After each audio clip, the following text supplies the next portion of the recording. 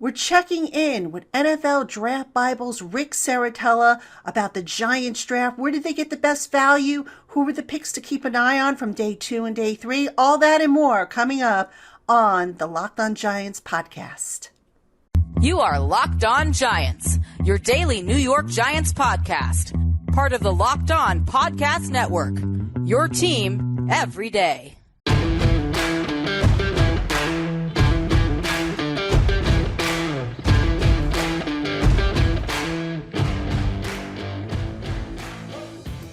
Hello, New York Giant fans, and welcome to another edition of the Locked On Giants podcast, part of the Locked On Podcast family, your team every day. Patricia Traina here with you, and as we have been doing for the last several days, we have been having experts come on the program to talk about the Giants draft, the direction of the Giants, and so on and so forth. And on today's show, you might recognize the gentleman to my side here. This is Ric Serritella of NFL Draft Bible, he's a well-respected talent evaluator and scout in the industry, and a good friend above all else. And Ric, I'm very happy to see you, very happy to have you on the program. Yeah, always glad to be back talking Big Blue football, and the draft class has given us something to talk about. I feel like Bette Midler over here. Yeah, I get that reference. All right, well, the Giants, 11 draft picks. Let's start there.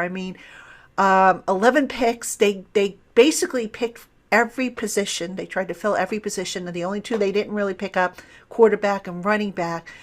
Overall, your thoughts on the Giants draft haul? Yeah, I think at the top of the draft, Patricia, I don't think it could have fallen any better. And, they got the top two of the top players on their board. I really don't think they expected Evan Neal to be there. And they rolled a little bit of the dice with, taking Thibodeau first at 5, which I love because he was my number one player in the draft. I think he's going to be an immediate impact player. I think he's going to be an ascending star on the Broadway platform. And I think, in a way, he's going to alleviate a lot of the pressure off of Daniel Jones, because now Kayvon Thibodeau is the big dog in town. He's the one drawing all the headlines and attention, and people want to see what's his next move. How's he going to be? And I think, in a way, they've set up Daniel Jones now in a situation where, one, he's got everything he needs except for maybe a tight end to succeed. And, there's no more excuses. It's on a go and show me, prove it contract. And Joe Schoen and Brian Daboll, I think, have done everything here in terms of finding out, is this our guy? Hey, we'll gladly pay the $30 million franchise tag if Daniel Jones goes up and lights it up, right? But, hey, we're not going to give you the money until you show us something. So I think in terms of immediate impact and upgrades, the offensive line and defensive line, let's be honest, David Gettleman has been trying to plug these holes for years. I think now they've finally got the right players. And I'll say one other thing about Thibodeau. One sentiment that doesn't get talked about enough, in my opinion, is this opens up Ojulari for one-on-one matchups, and he's going to take full advantage of that. So I think, you've got to be accounted for now on both sides of the football on that defensive pass rush, something the Giants haven't had for a very, very long time. Yeah, they finally got themselves a Batman and Robin type of deal. Plus, if you throw in, Quincy Roche, who's flashed a little bit last year, they finally have a legitimate 1-2-3 punch, which is what they had in 2007 and 2011. Yeah, and I think you could even see Micah McFadden, who was like a day 3 pick. He played, he moved around in that Indiana defense. Now, I wouldn't be surprised if the Giants try to emulate a role similar to Micah Parsons for him, where maybe he does drop back in coverage, but other times he's getting after the quarterback and he's playing in the box and stuff in the gap. I think Micah McFadden is a kind of X-factor guy in that linebacker unit, and he can kind of move around a little bit. I like Quincy Roche as a developmental prospect. And DJ Davidson, who I think they plucked on the 3rd round up front on the defensive line, he can eat bodies. He's the kind of guy that can open up those rush lanes and those run lanes for guys like McFadden to run through and Ojulari. So I like what they did early on. Now we can dive into some of the mid and late round picks. And I'll say, hey, Wendell Robinson, to me, I don't want to say it's a head scratcher because I do understand the fit in the offense, but you did have Kadarius Toney, who's a similar player, in my opinion. I think also just looking at a numbers game, you probably know better than I do, Patricia, but I think there's a realistic shot now. Maybe Darius Slayton is a cap casualty just because they've got Shepard, they got Galladay, Tony, Robinson. How do they keep all these guys? I don't know. And then we talked about tight end. Yes, they addressed it. Maybe not early enough. I know this much. There's going to be a lot of competition here in this room. And Ricky Seals-Jones is probably the pass catcher of the bunch. I like Bellinger's athleticism. Maybe he was a little bit underutilized in the receiving game there in San Diego State, but I do think he's more of an inline guy, as is Jeremiah Hall, who's played tight end. He's played fullback. We'll see where he fits, but I'll keep an eye on this guy, Austin Allen out of Nebraska. We had him at the NFLPA Collegiate Bowl. All he did was make splash plays all week long. He's a big tree trunk, 6'7", 6'8" tight end. Now I know he didn't run the ideal 40-yard dash time at the combine or his pro day, but this guy can play football. And it's been, talk about oddities. I mean, 2022, and we've seen them all. A pass-catching tight end out of Nebraska. I mean, when was the last time a tight end from Nebraska has led the team in receiving? That's what Austin Allen brings to the table. And so, some of these needs they plugged in. I understand the logic there. Wendell Robinson was a little bit high on my board, but Joe Shane and Brian Daboll have a plan, and you've got to, as they say, trust the process. We're not inside the war room. I get it. I understand it. I think that would be, one of my beefs, and there's not a lot of them with this draft class, but hey, that's the beauty of this process. Everybody's got different schemes, different needs, different strokes for different folks, and that's why we love this, and we're enamored with the NFL draft, right? Exactly. I want to talk more about Robinson because that was a head scratcher. He is clearly a scheme-specific type of player. Now, this is a guy I don't think would have fit on the team last year, given the scheme they ran. I don't know necessarily he would have fit in the old Kevin Gilbride system that they ran for a number of successful years. When we don't know just yet exactly what the Giants offense is going to look like. That said, could you see him maybe, Robinson being him, could you see him maybe having a Cole Beasley type of role or an Isaiah McKenzie type of role, or is there something from Kansas City that maybe fits what they're going to ask him to do? Yeah, I think you hear the Isaiah McKenzie comparison a lot, and they have similar size dimensions. They're kind of a quick guy. You want to get the ball in his hands, and I think Robinson can stretch the field a little bit. And to your point, I thought they struggled to utilize Kadarius Toney in an effective manner, and I think both of these guys, if you have a specific game plan, right? Robinson's not, he might only be out there 20, 25 snaps. But, man, you can get really creative, especially if you're spreading things out. You're putting both of those guys on the field at the same time. Well, now, you have an added element of surprise. And, they really haven't had a significant deep threat since Beckham left. And I think Robinson can give them a little bit of that. So, again, I think we'll see if they implement them the right way. They're going to really have to tap into the potential to justify that pick. And, we shall see. We shall find out. And there are a lot of balls to go around, but we've seen injuries kind of take care of that with this unit too. So we'll see. It's going to be a fun storyline and interesting training camp for sure. Now, this is something that was a little bit of a head scratcher for me. Maybe you can shed some light on this. The Giants went twice to the North Carolina offensive line, which I understand had its issues last year. What do you think it was about it that, they plucked two guys, Azudu, the guard in the third round, and McKeithen, who I guess is a guard, a true interior guy, whereas Azudu, I think, is guard tackle thing. But what is it about the North Carolina offensive scheme that they run down there that maybe was so attractive to the Giants? Yeah, they had a handful of these guys in UNC. We had two of them at the NFLPA Bowl, McKeithen being one of them. And our scouting staff just came away like he's not the strongest guy. He's definitely limited athletically. And I even said, at times it looks like he's playing with two left feet. But there's just there's just some guys that look the part and play the part. And when it's go time and show time, like one-on-one in the trenches, he just kind of stepped his game up. And McKeithen was a guy that I think he might not be a practice player. Like you'll see him out there. I saw him out there throughout the week and he just looked okay. And then when it's time to really hunker down, this guy plays tenacious. Every single one of our scouts was like, somebody's going to draft that kid because he just looks the part. And there's not enough of these guys at the offensive line. So I think, with McKeithen and Ezito, they're developmental guys. And I think with Ezito, they just bet on traits. Because if you look at his measurements and what he ran and his 10-yard splits and his 3-cone and shuttles at his size, I think that's the allure. And so, look, the Giants needed depth. They've patched it in the offense in the free agency. They're adding depth here in day 3 of the draft, which, hey, again, day 3, you're looking for guys to create depth. And I think also just bringing in competition because, never mind the 2 deep. I mean, the 1 deep has been a struggle. So I think it's a good thing, again, to find guys here that kind of fit your scheme. But Ezito played tackle. I think he projects as a guard, and that athleticism, he can get down the line. He can get into the second level. He seeks out contact.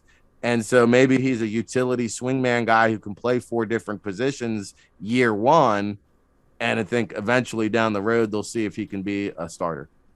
Interesting, though, but, I guess it's how the board fell that it just so happens they picked 2 guys from the same offensive line. I mean, that rarely happens. So I thought maybe there was something in the water down there that just screamed Giants football. I don't know.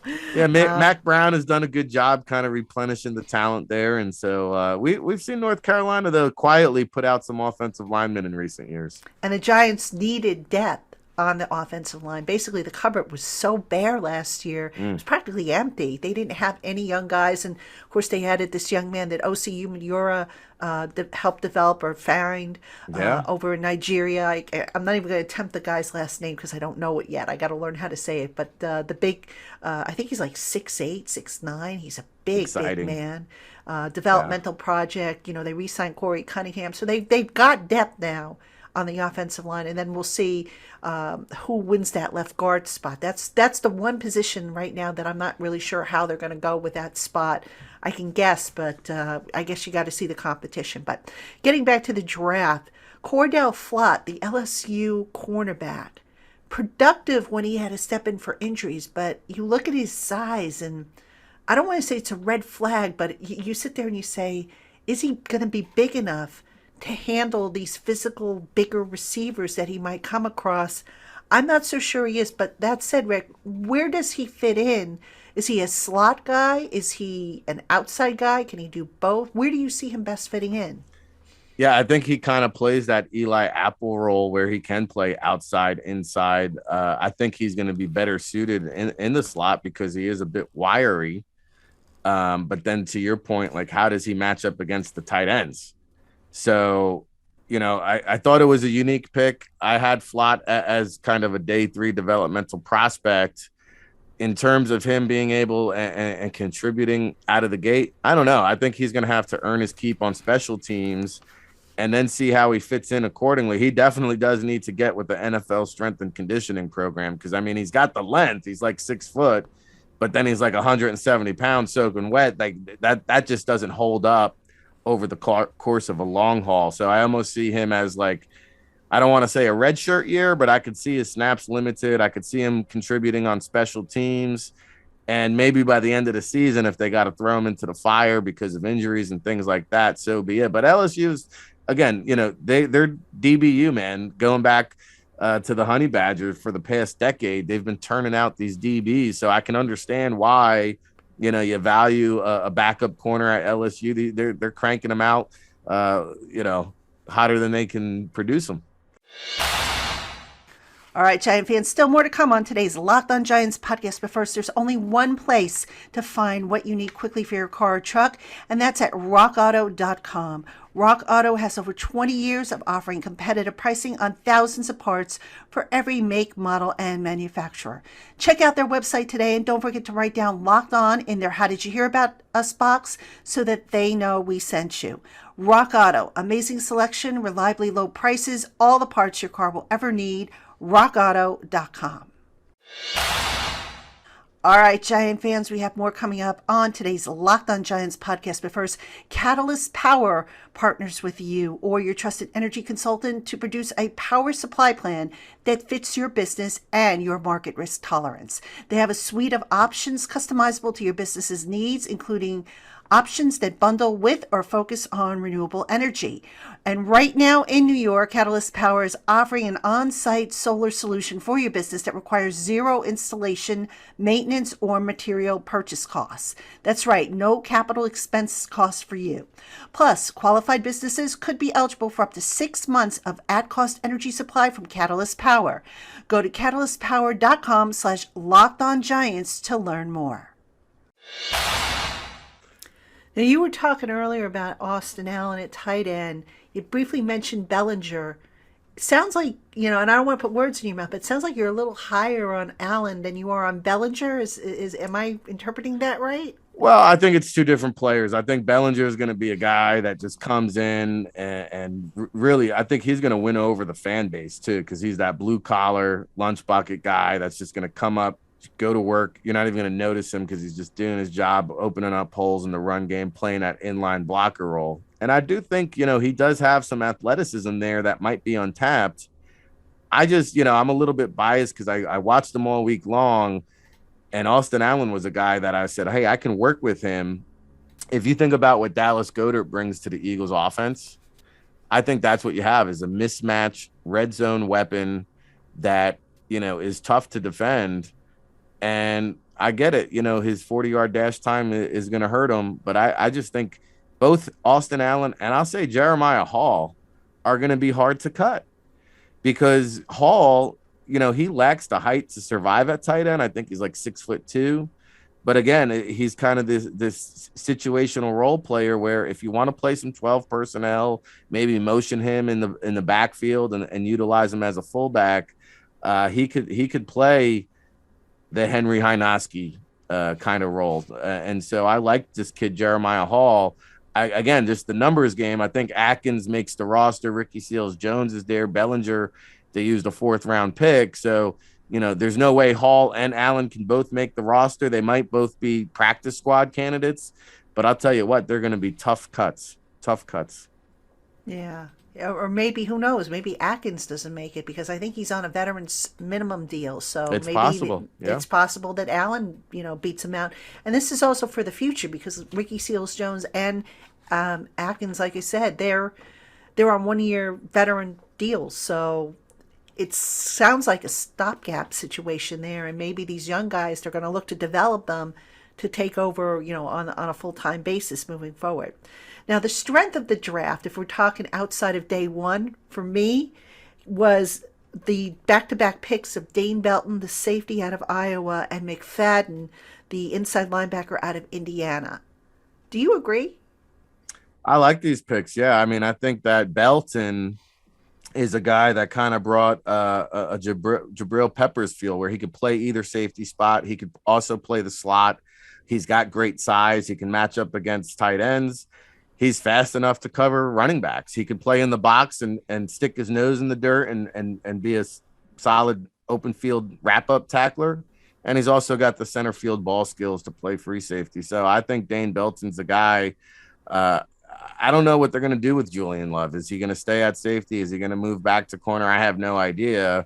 If Dane Belton proves he can be a starter, maybe that allows Julian Love a little bit more flexibility. So I think they got themselves a potential starter on day 3, which is outstanding.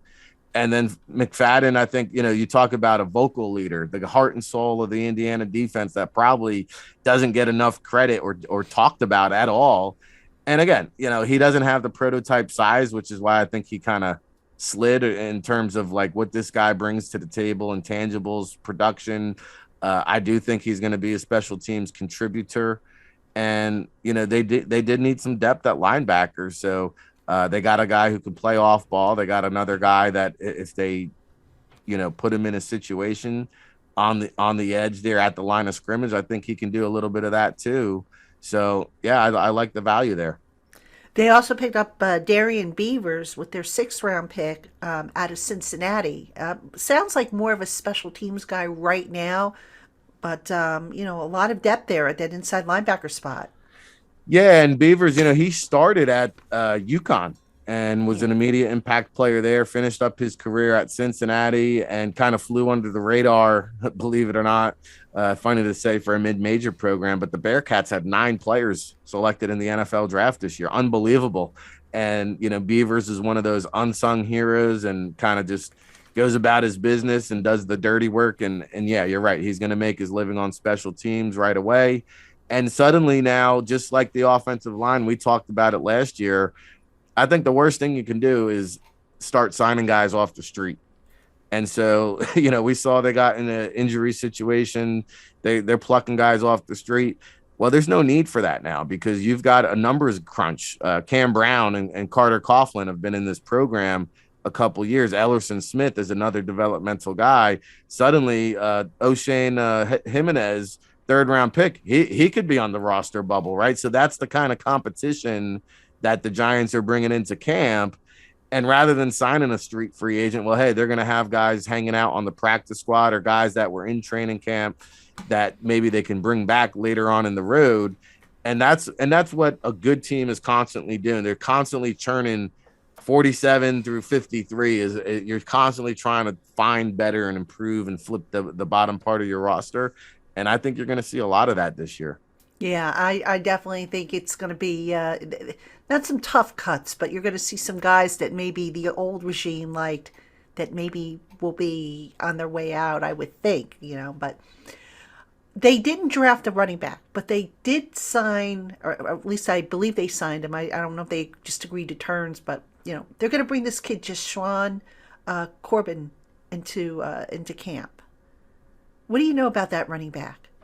I like this. I like this kid a lot. And I also like Gary Brightwell last year. So, again, I think this is going to be a tough situation where Corbin, I became enamored with him at the East-West Shrine. He just kept popping. And I did a deep dive into the East-West Shrine Bowl practice, and Corbin just was the best running back there all week. And I said, man, I can't even find a scout that even likes this kid. I can't believe it. I said, he's not going to get drafted. And sure enough, he didn't. But again, another guy, like once you get him into camp, this is a guy now that can really, I know Matt Breida's there. And if Barkley were to get injured again, Breida is a nice change of pace. You don't really want him to be the workhorse on a week in, week out basis. Corbin's a guy that could come in, tote the rock 15, 20 times a game if needed. But man, his explosion, his quickness, the way he hits the hole, he's a one cut and up kind of guy. He keeps his legs turning, his body falling forward. All he does is gain positive yards. I guess he's going to have, Brightwell and Corbin is going to be a numbers game, and special teams is going to come into play here.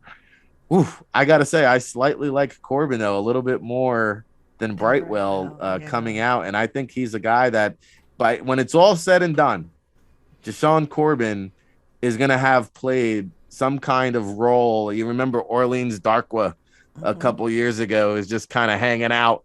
And when the situation arose, he was ready for the opportunity. I could see Corbin kind of play that role. Yeah, I would not be surprised either. Another undrafted free agent that's been linked to the Giants is safety Yusef Corker. What do you know about him? Yeah, Corker's an interesting guy because I think he was an underclassman, I believe, and he went undrafted. And so he's going to be versatile, a guy, safety, slot. You see a lot of these interchangeable parts that the Giants are bringing into the equation. Now he's got a shot because safety is the one position where there's really not a whole lot of depth when I'm looking at their depth chart here. So he's got a shot. I think he's a little bit smaller or undersized than a Dane Belton type. And just like any of these day 3 undrafted free agent guys, special teams is going to come into play. But yeah, I mean, again, just finding places where you need to pad the depth that they didn't address in the draft or free agency. I think that's kind of where Corker fills in here. All right, now I want to turn to a couple developing things on the roster itself. As we record this, James Bradbury is still a Giant. He may not be a Giant by the time this program airs. It depends on how soon the Giants want to resolve this whole situation.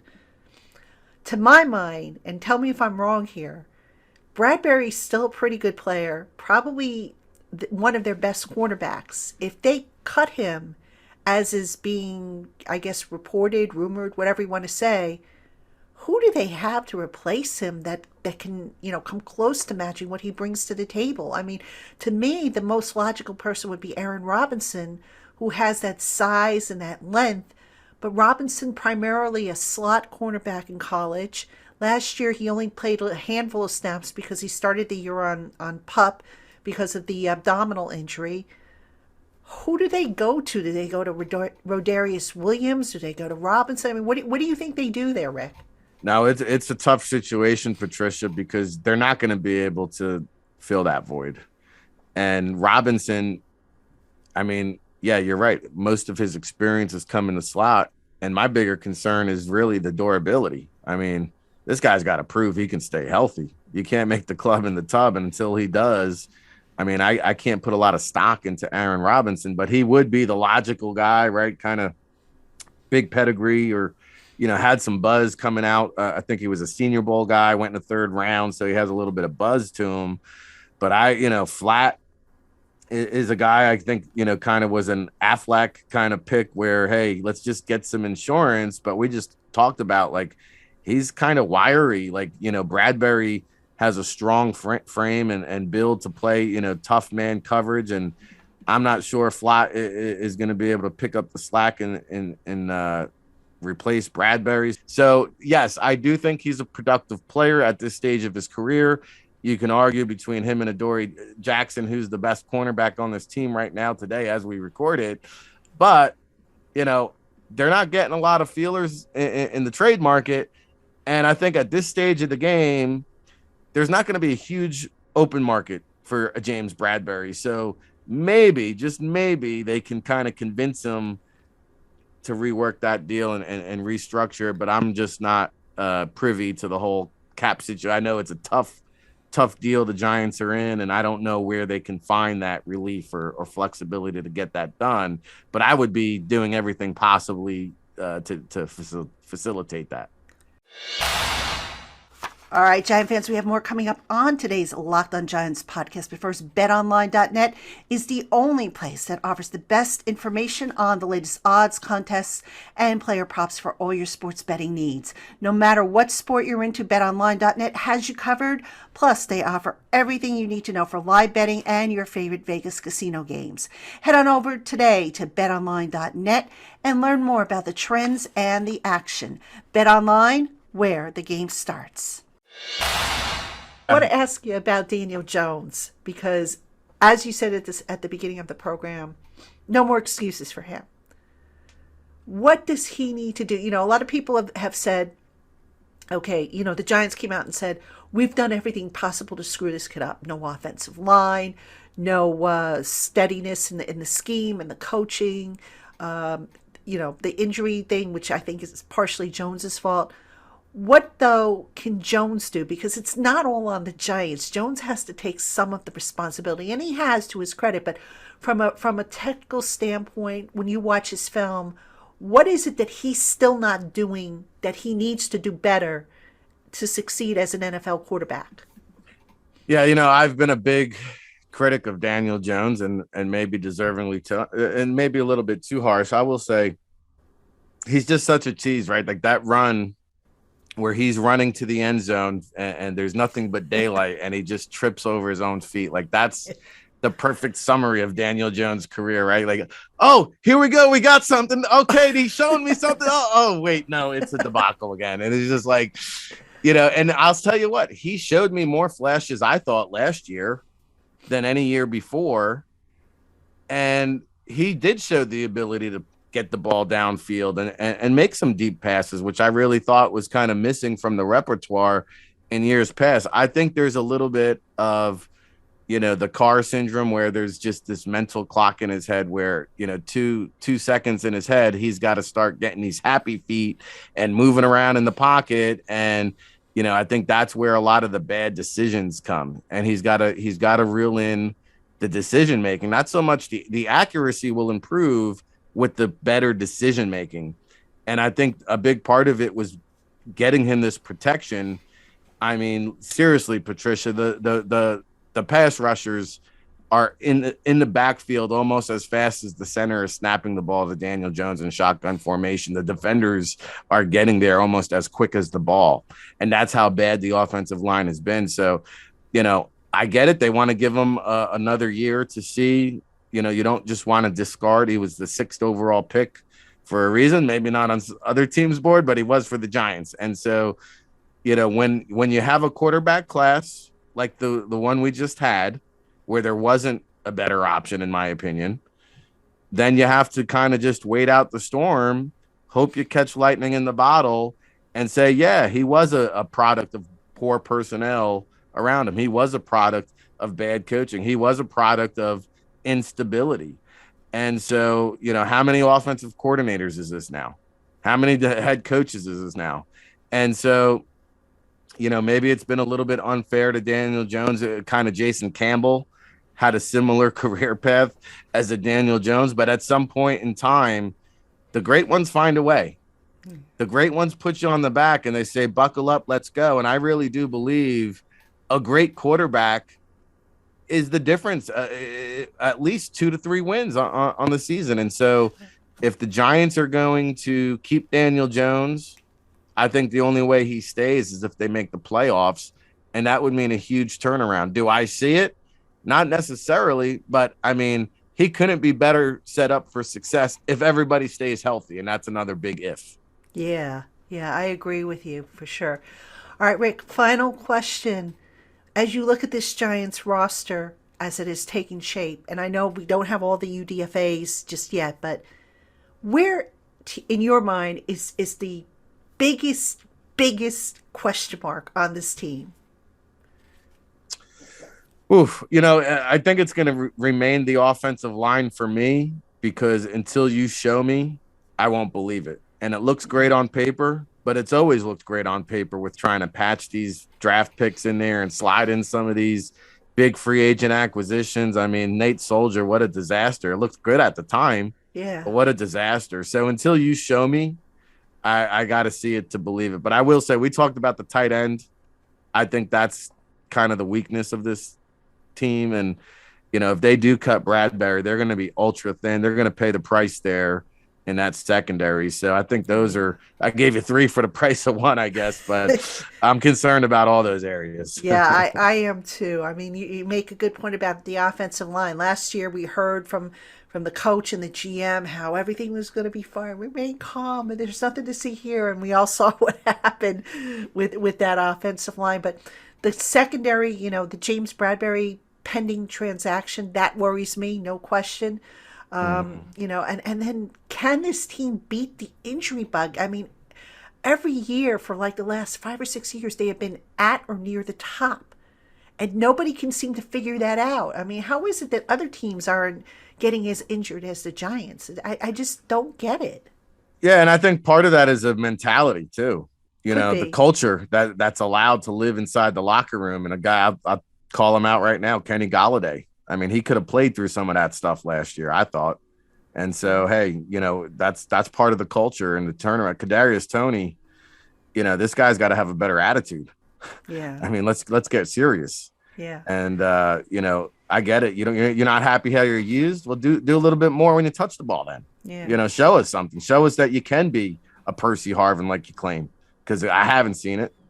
And so, I think part of that's the culture, and part of it, like, to me, I mean, hey, you could judge by looking at me. I'm no fitness guru, Patricia, but I look at Saquon Barkley. I say, man, this guy's like too ripped up. He's too built. And like, maybe that's why all these muscles just easily tear. Like, I'd like to see him kind of tone down some of that weight room work. And if you're a little bit less strong and more lighter and agile and faster and mobile, and not just like tearing all these muscles at the drop of a dime, I think it could go a long ways. So, I think they got to just really take a good look into that, because you're right. It's like, this has really been a big concern over the last several seasons. They've been depleted by injuries and it's early and it's often, and it's put a bad taste in the team's mouth early on. Like they're just constantly digging themselves a hole that they've got to get out of. Like it'd be nice to maybe win. When's the last time this team won week 1? Like it'd be nice to just get off out in front, right? For once. It's interesting. I mean, granted, with injuries, broken bones and stuff like that, ACLs, that is part of it. It's unfortunate, it's part of it, but the muscle pulls and all that stuff, it's just, I've never seen anything like it. And you raise a good point. I remember there was one player years ago, the Giants picked up this one player. He's a defensive player, and he was always injured. And he finally started to have a clean season. He was able to make it through. I said to him, what did you change? Did you change how you train?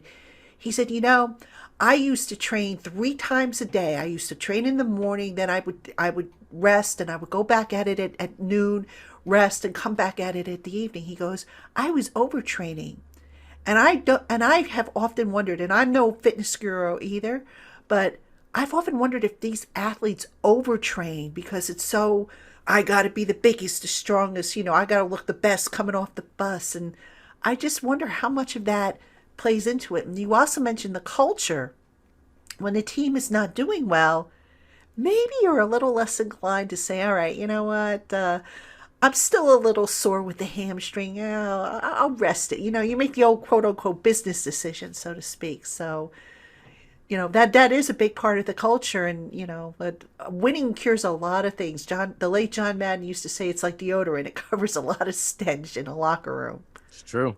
Yeah. And I think that's why, again, like if they can get out on the right track, 1-0, 2-1, then you got a shot. But, it seems like every year they start off with a losing record. They get hit with the injury bug.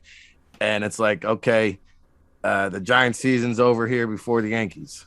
So like I think that's what the Giants fan base needs is a little bit of glimmer, a little bit of hope. Like can our season last longer than October? Because the Yankees are playing more meaningful games by the time we get to November. And it's we've seen, I think too, like at MetLife Stadium, some of these opposing fans come in and have some strong numbers, which I don't ever remember happening in my lifetime. Yeah, I remember. I know exactly what you're talking about. It's definitely been a shift somewhere along the line. Well, Rick, my friend, this was awesome. Appreciate you dropping all the knowledge. Also appreciate the opportunity to talk to you about football. And you can find Rick's stuff over at NFLDraftBible.com. He's also a scout. He does a lot of work. He knows his stuff. So I'm just so happy that you were able to come on and take the time to speak with me. No, it's always a pleasure, Patricia. I love coming on, and I'm sure I'll see you out there at rookie camp or OTA or doing some scouting and training camp and seeing who's on that roster bubble, which is, all kinds of stuff that I love finding out. So always a pleasure. We'll see you soon. And, I see the nice weather coming out down here at the Jersey Shore. That means training camp is right around the corner. There is no off season here. Yeah, exactly. Exactly. Well, there's going to be a little bit of break between spring football ending and the start of training camp. So a little bit. Hope you get in some time down the shore and relax before your scouting cycle starts up again. So, all right, Giant fans, that's going to do it for us here on the LockedOn Giants podcast. As always, thank you so much for making us your first listen of the day, or if watching on YouTube, your first watch of the day. Keep it here as we continue to bring you more on the Giants draft class, on the mini camps, the OTAs. We've got so much coming up before we go into our little hibernation before training camp. So thank you for tuning in. For Ric Serritella, I'm Patricia Traina. Everybody have a fantastic day.